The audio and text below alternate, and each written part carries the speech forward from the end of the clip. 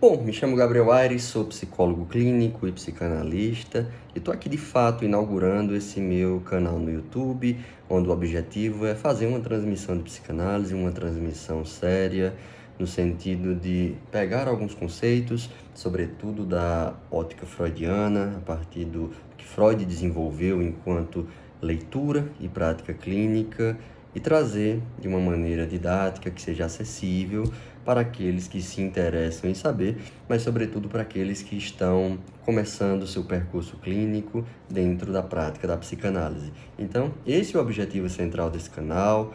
A intenção também é que seja um vídeo mais sem cortes, em que eu vou aqui me guiando por um roteiro e a partir daí vou fazendo algumas elaborações, algumas construções que acredito que pode ajudar aqueles que estão nesse percurso, né? Nesse percurso longo e muito longo, que é o de ser analista e se autorizar a cada dia, a cada caso que atende.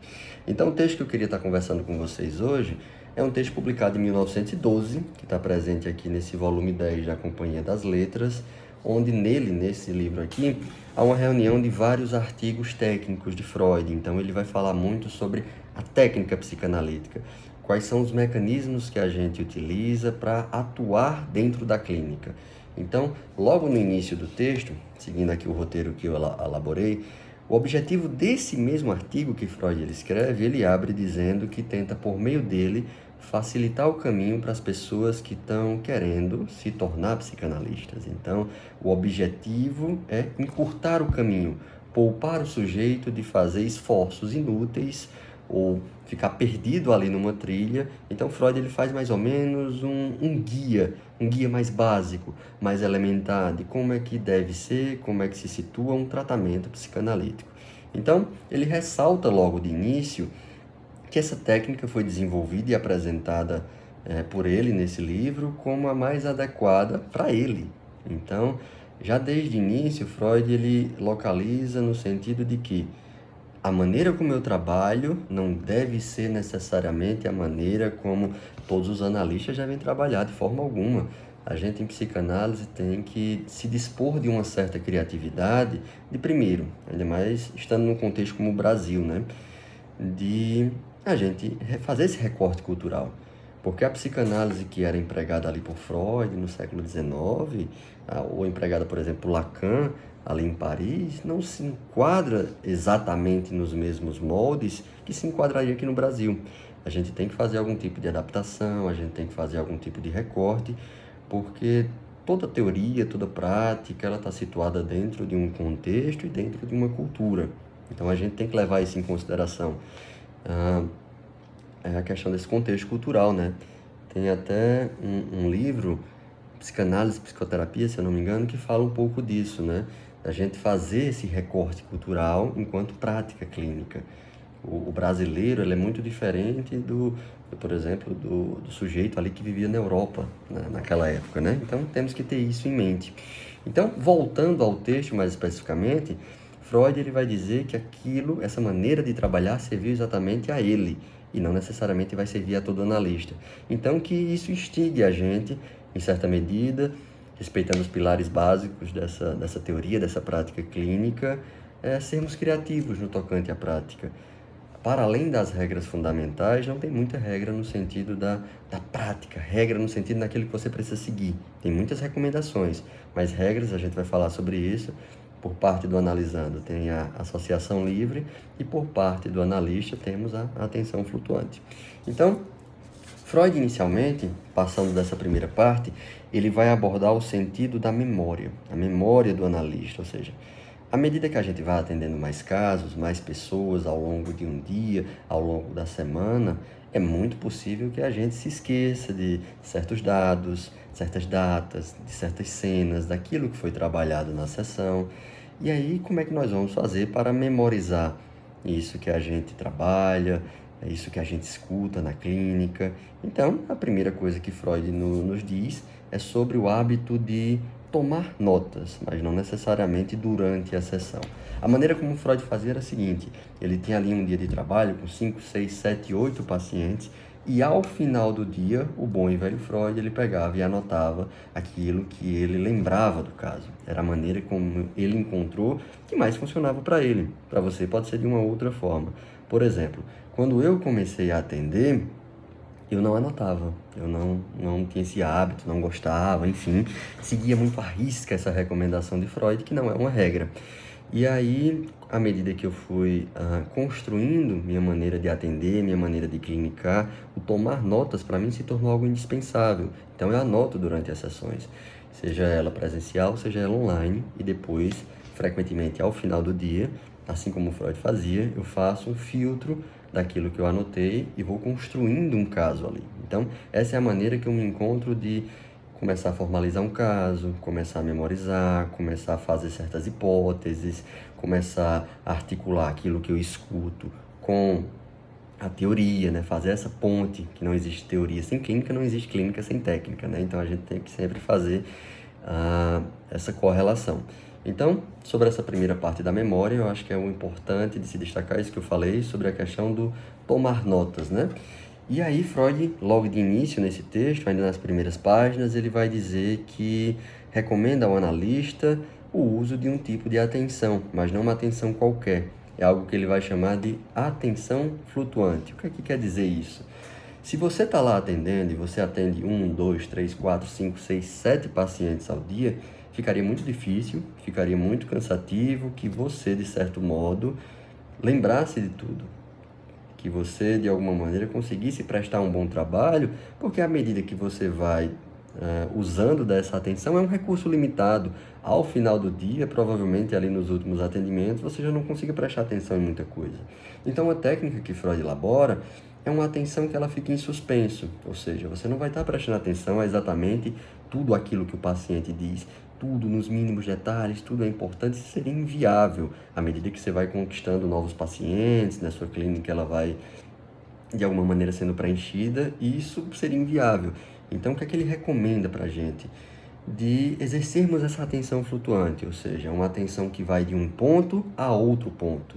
Então, você se fixa ali num conteúdo que o paciente está trazendo, e aí ele fala alguma outra coisa que se conecta a isso, e aí vai fazendo um paralelo a partir do discurso, a partir daquilo que o paciente traz. Isso ajuda a gente a se surpreender com a escuta e ajuda também a captação de certas correlações possíveis. Então, é interessante a gente escutar isso e articular depois. Isso é algo interessante também. Nessa atenção flutuante, você não está ali escutando o paciente e ao mesmo tempo correlacionando aquilo com a teoria. A gente deixa isso para depois.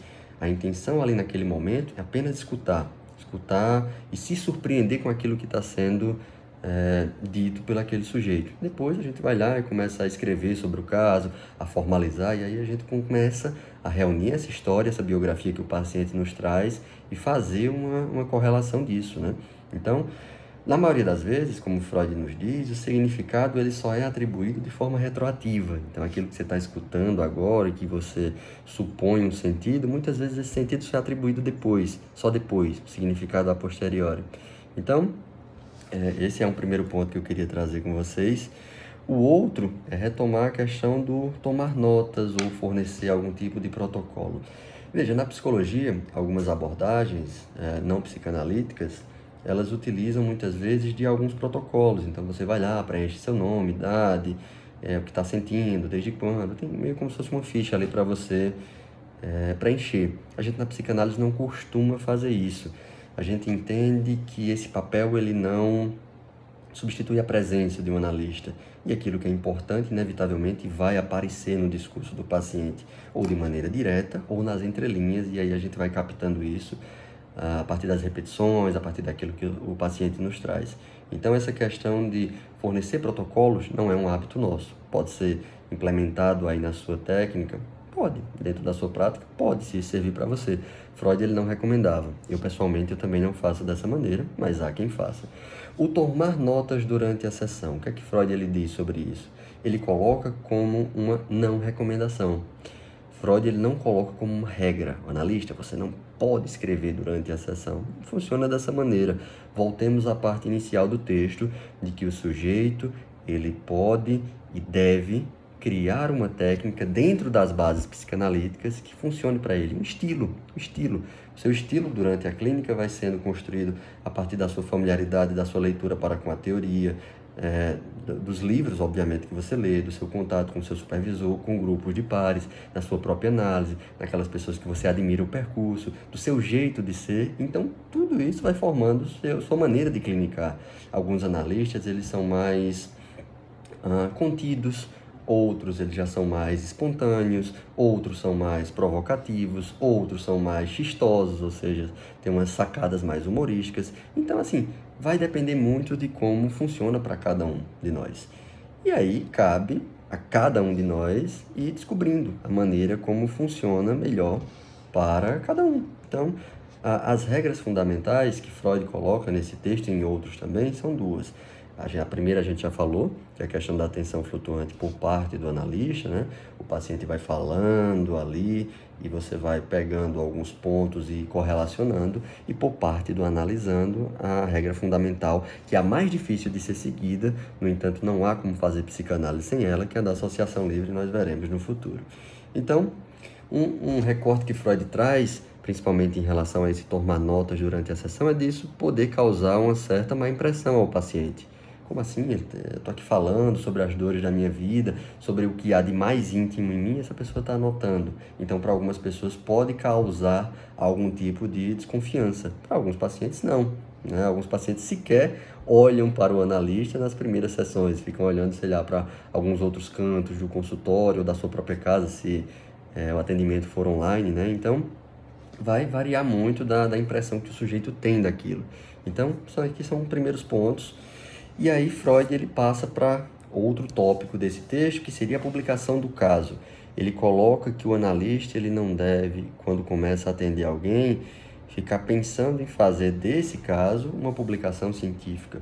E aí eu quero fazer um recorte também histórico para com vocês. Naquela época a psicanálise ela precisava ainda se provar muito, era uma teoria muito nova, Freud ainda estava fundamentando, por mais que já tivesse ali na época boas bases, ele estava tentando provar ao meio científico da época que a psicanálise funcionava. Então, a publicação de casos clínicos, ainda como paradigmas, era algo muito essencial, era algo assim muito importante de ser feito, mas ao mesmo tempo Freud ele temia que a ambição de novos analistas pudesse de alguma medida inverter a cena analítica.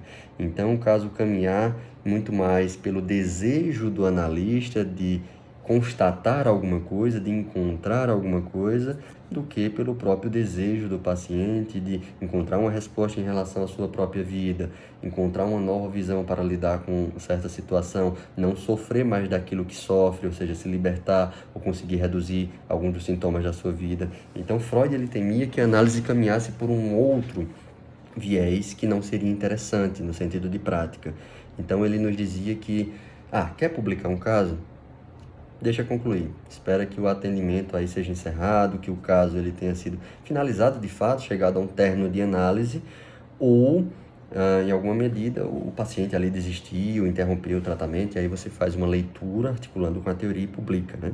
Então, Freud, nesse sentido, ele tem uma frase muito interessante, eu até anotei aqui para passar para vocês, que é muito melhor o analista se contentar com a seguinte ideia: eu apenas fiz os curativos, Deus o curou, no sentido de que devemos tirar da gente essa questão de um peso, ou um mérito, ou um prêmio, alguma coisa nesse sentido, de que se o paciente melhorou ou não, se o paciente se curou ou não, sabe? Porque, de alguma maneira, isso preservava aquilo como ele entendia que deveria ser uma prática de psicanálise, no sentido de que o desejo do paciente deve se sobrepor ao desejo do analista, não no sentido do desejo do analista lacaniano, isso aí já é passando para uma outra coisa, mas que não cairmos na armadilha de sermos ambiciosos demais no tocante a um caso para provar a alguém, a sociedade, a si mesmo, de que a psicanálise funciona. Então, era uma ideia que Freud colocava para a gente na época. E aí, vamos entrar em uma outra parte do texto, que é, primeiro, o que não devemos fazer, enquanto analista. Então, nós não trabalhamos com uma coisa que é comum em outras abordagens, mas que a gente em psicanálise não utiliza, que é o recurso da sugestão. Ah, Gabriel, o que é sugestão? Sugestão é você pegar uma ideia que você tem, que você leu em um artigo, que você aprendeu em um livro e querer transmitir essa ideia no sentido de oferecer isso a uma outra pessoa. Então, se eu li alguma coisa sobre depressão e eu vi, esse protocolo aqui funciona para com a depressão. Então, vou sugerir isso para essa pessoa na expectativa de que ela venha a melhorar por conta desse conselho, dessa recomendação, desse protocolo que eu estabeleci. Nós, na psicanálise, não fazemos isso. Não é nossa maneira de trabalhar. Então, a gente entende que em psicanálise a gente tem que vencer resistências, a gente pode desarticular um sintoma, fazer com que o sujeito ele sofra menos na sua vida, que ele consiga fazer do seu sofrimento alguma outra coisa, que não um sofrimento tão grande ou que não necessariamente seja um sofrimento, né? Que ele possa fazer alguma coisa em relação a isso. Então, a primeira coisa que a gente entende nesse sentido é que, através da sugestão, a gente pode obter um resultado a curto prazo. Então, o sujeito ele pode estar ali envolto em algumas questões, por exemplo, ele pode estar querendo terminar um relacionamento, e aí só basta uma palavra do analista dizendo, não, faça isso, termine esse relacionamento. E aí a gente poderia utilizar desse recurso, mas aí entrariam alguns problemas. O primeiro dele é que você estaria agindo de acordo com aquilo que você pensa, e na análise a gente não faz dessa maneira. A gente tem um respeito máximo por aquilo que o paciente ele pensa, por aquilo que ele idealiza, por mais que a gente vá questionar tudo isso. Mas o interessante é que as saídas que ele encontre sejam saídas que ele mesmo formulou e não saídas advindas de terceiro. Porque respostas ele vai ter em todos os lugares. Ele pode ler num livro, ele pode ver um vídeo no YouTube, ele pode perguntar a uma pessoa mais experiente e hoje em dia ele pode inclusive perguntar a uma inteligência artificial que não vai lhe desagradar no sentido de uma resposta. Mas a gente não trabalha dessa maneira porque o barato que Freud ele conseguiu sacar foi que o paciente ele consegue melhorar, o paciente ele consegue fazer de fato alguma coisa diferente em relação ao próprio sofrimento, quando ele encontra uma saída própria, construída por ele em relação a isso. Esse é o barato. Então a gente não utiliza da nossa autoridade enquanto analista, enquanto profissional, enquanto alguém ali que supostamente detém um saber sobre a vida daquela pessoa, a gente não utiliza disso para fazer recomendações, para dar conselhos, para dar algum tipo de direcionamento. O analista vai numa perspectiva oposta. A gente questiona o sujeito o porquê desse sofrimento, o porquê que ele escolheu agir dessa maneira, por que não agiu dessa. Então a gente vai fazendo uma reconstrução ali da história do paciente e a partir daquilo que ele nos traz, vamos devolvendo questões a partir de uma outra ótica, a partir de algo que ele não percebeu, para que ele vá de alguma maneira, conseguindo construir alguma coisa da sua própria vida a partir do que ele percebe, que até então ele não tinha consciência. Então, Freud ele percebe que se a gente chegar e dar sugestões, como ele fazia no início da clínica, se a gente chegar lá e ver o volume 2 das obras completas de Freud, em que ele fala dos estudos sobre a histeria, ele vai dizer que em muitos momentos ele utilizava da sugestão. Então, paciente, sei lá, na época, né, 1890 e pouco, ele recomendava a alguns pacientes antes do surgimento da psicanálise, que se deu a partir de 1900, né, a partir da publicação da interpretação dos sonhos. Antes ele recomendava, então, você tome banhos quentes, você tome banhos frios, entendendo que nessa época era 1800, né, era o recurso que ele tinha na época. Então você vai deixar de fazer certas coisas, você vai parar de pensar nisso.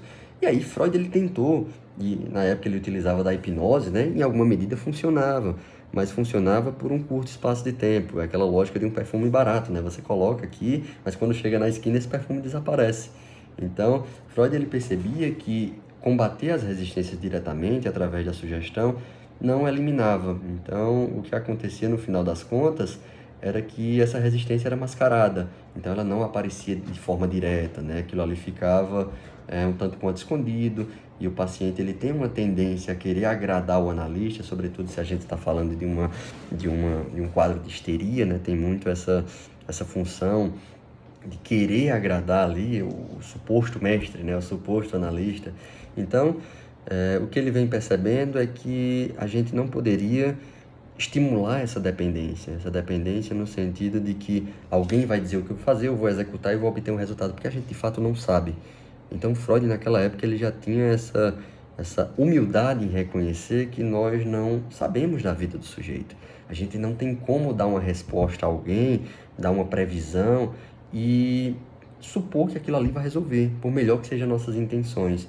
Então, é muito mais interessante que fornecermos um espaço para que esse sujeito ele possa criar alguma coisa que venha dele, ele possa se dar conta e fazer alguma coisa com isso.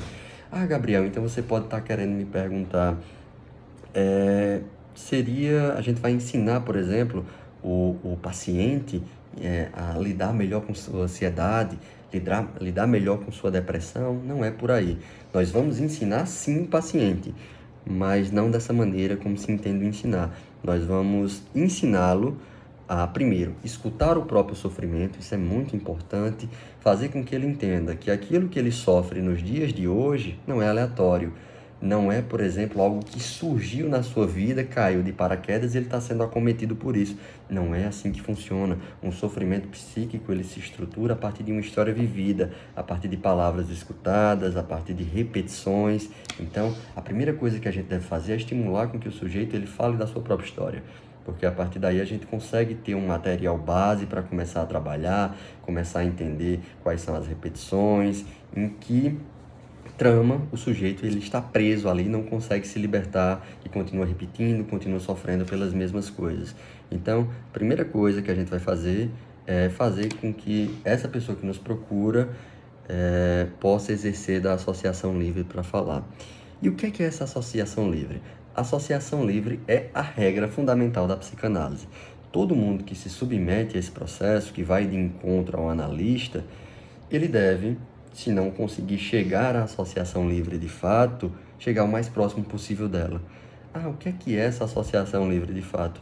É não utilizar da lógica, não utilizar do afeto para falar ou não falar de certos conteúdos. O que é que eu quero dizer com isso? É que você fale o mais espontaneamente que você conseguir, o mais livre que você conseguir, com o mínimo de censura possível. Por mais que aquele assunto aparente ser desconexo, por mais que aquele assunto aparente não ter algum sentido, por mais que esse assunto possa ser desagradável de ser revelado, mas fale sobre isso. A análise é esse lugar que dentro daqueles 45, 50 minutos não há essa lei da República de que isso não pode ser dito. Em análise, tudo no campo da palavra é bem-vindo. Então, você pode falar sobre tudo, deve falar sobre tudo. Isso é uma das premissas fundamentais do nosso trabalho, daquilo que a gente oferece para as pessoas que nos procuram. Então, o que a gente vai ensinar ao paciente é isso. Então, se você procura um psicanalista, não espere que ele vá recomendar um livro para você, que ele vá fazer com que uma recomendação de leitura, um vídeo, um curso para você aprender a lidar melhor com suas emoções, para você curar-se de algum sintoma, porque de fato, se isso funcionasse, era só você pegar e ler a obra de Freud, ler algum livro que falasse sobre algum adoecimento, e aí você estaria curado, você teria ali um passo a passo, você teria ali uma sequência para fazer, e de fato isso funcionaria e em algum nível conseguiria ali te ajudar. Mas o que a gente percebe na clínica é com muita frequência, as pessoas sofrem por meses, anos, décadas, com os mesmos problemas, tentam por si só, rodando em círculos, fazer disso uma outra coisa e não conseguem. Até que em determinado momento chegam em análise e há essa possibilidade de quebrar esse ciclo, sabe? Então, o ensinar nesse sentido não diz respeito a o analista vai transmitir um saber para o paciente. Muito pelo contrário, é o analisando que ele vai nos ensinar sobre sua própria vida, sobre a maneira e dinâmica pela qual ele se constrói. Então, esse é um primeiro ponto. E um outro que eu queria falar com vocês é um outro ponto que Freud ele também aborda no texto, que é assim, o paciente inteligente ele é mais fácil de ser analisado. Se a gente parar para pensar no que a gente entende em psicanálise como inteligência, por um ponto de vista, sim, mas não é o ponto de vista que a gente entende no dia a dia. Quando se imagina uma pessoa inteligente, frequentemente é alguém que tem um certo domínio sobre certos assuntos, que tem uma capacidade de memória, de articulação sobre algo e consegue transmitir, né? Consegue fazer desse conhecimento alguma coisa. Em psicanálise, a gente entende inteligência numa lógica muito particular, na capacidade que o sujeito ele tem de se escutar no próprio sofrimento, É um ponto interessante para a gente avaliar. Então, muitas vezes e frequentemente, o acúmulo de conhecimento, ou seja, uma leitura de vários livros, de uma biblioteca completa, do sujeito ali ele ser um professor universitário, muito inteligente, mas não consegue fazer nada diante do próprio sofrimento. Por quê? Porque essa inteligência, esse conhecimento que ele acumulou é de uma ordem consciente, mas todo esse sofrimento que se articula, que aparece na clínica, nós somos constantemente atravessados por questões inconscientes. E aí esse saber que você adquire por meio de livros, isso aqui não vai fazer com que você, de alguma maneira, construa algo melhor para a sua própria vida. O que vai fazer é você falar em associação livre para alguém que escuta e te devolve essas palavras que você mesmo proferiu sobre uma nova ótica, sobre uma nova perspectiva. Então, quando perguntaram a Freud se uma pessoa inteligente seria mais fácil de ser analisada, ele disse que não é assim que funciona. Mas a gente teria uma vantagem de se a pessoa, ela porventura, sabe mais ou menos como é que funciona a prática em psicanálise, porque isso cria uma atmosfera de influência no bom sentido e facilitar com que o sujeito ele resista menos a um processo. Então, esse é um ponto para a gente se assegurar. Então, os dois últimos pontos que eu deveria falar aqui para vocês, em resumo, que é um texto que vale a pena ser lido, né? Esse de 1912, publicado por Freud. Qual a postura, finalmente, que o analista ele deve ter durante os atendimentos, durante a prática clínica? E Freud ele foi muito criterioso em dizer que o analista ele devia seguir a partir de duas perspectivas. Ele deveria agir como um cirurgião e atuar como um espelho. E eu vou estar falando desses dois pontos com vocês. O analista, como cirurgião, ele quer dizer que a gente deve deixar, em alguma medida, nossos afetos de lado. Não é que o analista ele vai ser frio, indiferente, não está nem aí para o sofrimento do paciente. Não é assim que funciona. Mas enquanto estivermos ali clinicando, enquanto estivermos ali na função de analistas, é interessante que a gente deixe o afeto de lado. Ah, Gabriel, como assim? O que é que você quer dizer com isso? Veja, se eu estou atendendo uma pessoa e ela está lá me relatando alguma coisa sobre sua vida e está ali chorando muito, está em um sofrimento ali muito pesado dela conseguir sustentar. Se a gente fica de alguma maneira com pena, se a gente fica de alguma maneira compadecido demais com aquele sofrimento, é muito possível que eu deixe de fazer uma leitura sobre aquele sofrimento, eu deixe de perguntar alguma coisa com medo de magoar ainda mais aquela pessoa. Não é que o analista ele seja uma pessoa não empática, não é que o analista ele não deva ter um tato de saber em que momento perguntar, mas que frequentemente afetos que a gente nutre nessa relação podem atrapalhar a escuta, podem atrapalhar a intervenção. Então, assim como um cirurgião, quando ele vai lá abrir o corpo de uma pessoa e fazer algum tipo ali de procedimento para dar àquela pessoa uma vida melhor, né? De alguma maneira consertar alguma coisa ou tentar consertar, o analista deve agir de maneira semelhante. O que é que ele quer dizer com isso? Enquanto você estiver na função, o melhor que você pode oferecer é você focar na execução da técnica, claro que com toda a empatia, claro que com toda a questão do tato analítico, mas que focar no trabalho, porque se a gente é atravessado por muitos afetos, frequentemente há uma certa possibilidade da gente não executar o melhor do trabalho que a gente poderia oferecer. E tem um outro ponto que ele diz também, que essa postura do cirurgião, tanto quanto mais distante, mas não fria, mas também não tão próxima, não próxima demais do sujeito, a gente consegue preservar a nossa vida afetiva também, porque imagine, toda sessão você está lá escutando pessoas, sobretudo em sofrimento. Como é que você ficaria no final do dia se você se envolvesse realmente com tudo aquilo que está sendo dito, né? Ia condenar possivelmente a vida daquele que atua enquanto psicanalista. Então Freud ele faz essa ressalva. E o segundo ponto é o analista como um espelho. Então ele deve devolver, assim como um espelho ele reflete uma imagem, nós devemos devolver aquelas palavras que o paciente nos traz no discurso, devemos devolver as questões que ele nos apresenta a partir de uma nova ótica, a partir de uma nova perspectiva, para que ele possa, de alguma maneira, constatar alguma coisa e se indagar sobre novas perguntas, sobre novas questões que ele queira responder sobre sua própria vida. Então, essa é a perspectiva que o analista deve atuar dentro de uma clínica freudiana. E o último ponto, para a gente finalizar esse texto, já vai meia hora de vídeo, é o analista. essa parte é essencial, né, para que um processo aconteça, para além de alguém que procure um analista em sofrimento, querendo de alguma maneira, demandando alguma coisa, ainda que a gente não saiba exatamente o que é.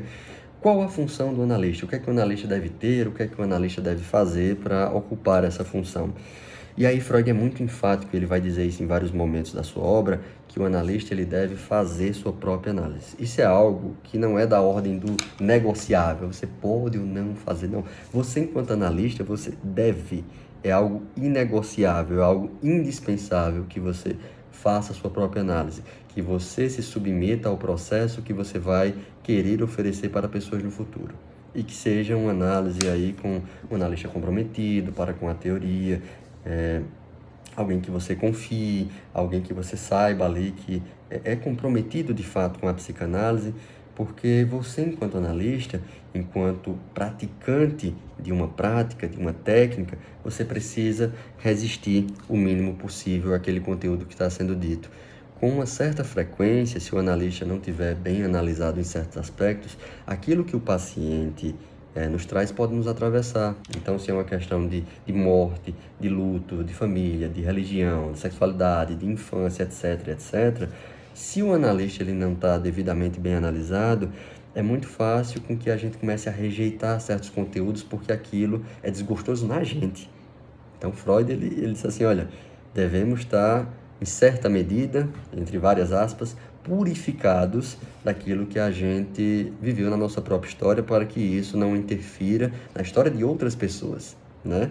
Então, um dos objetivos de fazer a própria análise é evitar pontos cegos ou diminuí-los o máximo possível, né? Um outro ponto é não projetar nossas próprias questões naquele que nos procura. Então, imagine se eu estou passando, por exemplo, um problema no meu relacionamento, e aí chega uma pessoa com problemas no relacionamento, e eu tento, por meio do relacionamento dessa pessoa, daquilo que eu estou ouvindo, resolver os problemas dos meus. Então, isso não funciona da mesma maneira. Então, a gente tem que estar bem analisado para não projetar nossas próprias questões em outras pessoas, sejam relações familiares, relações amorosas, relações de amizade ou a relação que temos consigo mesmo. Então, não podemos cair nessa armadilha. Então, volta essa questão da análise ser algo indispensável para todo e qualquer analista, porque devemos tomar consciência do que há oculto em nós mesmos. E um outro ponto que Freud ele destaca é que possamos adquirir as convicções na própria carne de que a psicanálise já ajudou pelo menos uma pessoa, você mesmo. Então, quando você vê que sua vida, em uma certa medida, ela pode se transformar por conta de uma análise, por conta daquilo que você falou, por conta daquilo que você escutou, e a partir daquilo que um analista disse para você, de uma pergunta, isso tem o potencial de mudar a sua vida, você vai lembrar para isso e dizer, essa prática clínica, isso que eu ofereço a essas pessoas, já ajudou pelo menos alguém, já ajudou pelo menos você, né? Então, é como se a partir desse processo, de se submeter à própria análise pessoal, a gente adquire em nós mesmos a convicção de que isso que eu ofereço pode ter um potencial muito grande de ajudar alguém. Então, por último, Freud ele vai destacar que o analista não passa por esse processo, faz com que o paciente ele se submeta aos efeitos nefastos das limitações que ele próprio tem. Então, tenhamos que fazer análise por muito tempo, por muitos anos, uma análise séria para poder oferecer isso para outras pessoas. Então, essa é a lógica do vídeo, eu não esperava que fosse dar 33 minutos, esse é o primeiro vídeo de muitos que eu pretendo publicar aqui, no sentido de algumas leituras sobre conceitos, textos de Freud, principalmente do Freud, mas não apenas, e se você chegou até aqui, não esquece de deixar o joinha, se inscrever nesse canal, e espero ter contribuído para você de alguma maneira, nos vemos nos próximos vídeos.